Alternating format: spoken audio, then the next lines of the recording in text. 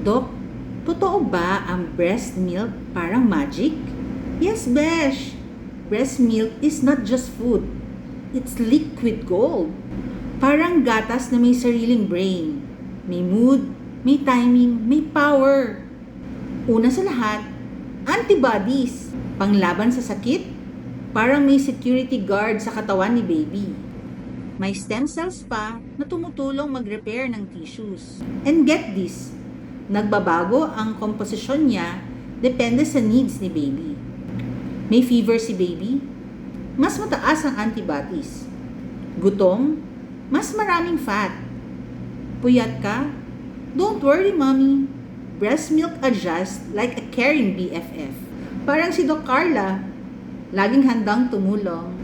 Kaya kahit konti lang ang supply, every drop counts. Breast milk is made with love, served with science. Sugo lang, mama. Di kailangang perfect. Kasi bawat patak, panalo si baby.